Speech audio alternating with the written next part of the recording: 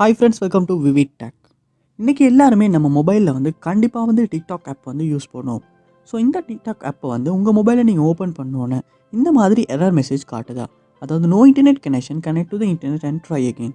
So internet connection வந்து sometimes வந்து சரியாக இருந்தாலுமே உங்கள் மொபைலில் வந்து இந்த இஷ்யூஸ் காட்டுதா? இல்லாட்டி டிக்டாக் ஆப்பே ஒர்க் ஆக மாட்டேங்குதா? இந்த மாதிரி டிக்டாக் சம்மந்தமான என்ன ப்ராப்ளமாக இருந்தாலும் இந்த வீடியோ பாருங்கள். ஏன்னா இந்த வீடியோவில் உங்கள் மொபைலில் டிக்டாக் ஒர்க் ஆகாட்டி எப்படி ஒர்க் பண்ண வைக்கிறது அப்படின்றத தான் பார்க்க போகிறோம். ஸோ வாங்க வீடியோக்குள்ளே போகலாம். வீடியோ கிடைச்சிருக்கு ஸ்கிப் பண்ணாமல் பாருங்கள். இது தான் நம்ம சேனலுக்கு நீங்கள் ஃபஸ்ட் டைம் வந்திருப்பீங்கன்னா அந்த நான் தான் விக்னேஷ்.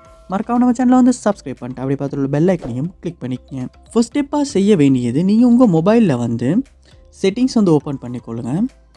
ஓப்பன் பண்ணிட்டு அதில் வயர்லெஸ் அண்ட் நெட்வொர்க் அப்படின்ற ஆப்ஷனை ஓப்பன் பண்ணிவிட்டு உங்கள் நெட்வொர்க் கனெக்ஷன் வந்து சரியாக இருக்கா அப்படின்றத வந்து ஒரு செக் பண்ணி போடுங்க. சம்டைம்ஸ் வந்து நீங்கள் உங்கள் மொபைலில் வந்து டிக்டாக் ஒர்க் ஆகாட்டி வேறு ஏதாவது ப்ரௌஸ் பண்ணியோ இன்டர்நெட் வந்து கனெக்ஷன் வந்து நல்லா இருக்கா அப்படின்றத செக் பண்ணிக்கொள்ளுங்க. நெக்ஸ்ட் ஸ்டெப்பாக வந்து நீங்கள் உங்கள் மொபைலில் வந்து ஆப்ஸ் வந்து ஓப்பன் பண்ணிக்கொள்ளுங்க.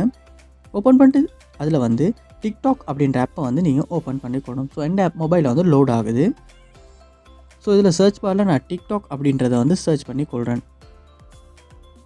So TikTok app. ஸோ இந்த ஆப்பில் வந்து இந்த இடத்துல வந்து ஸ்டோரேஜ் அப்படின்னு ஒரு ஆப்ஷன் இருக்கும். ஸோ அதை வந்து நீங்கள் கொடுத்துக்கொள்ளுங்க.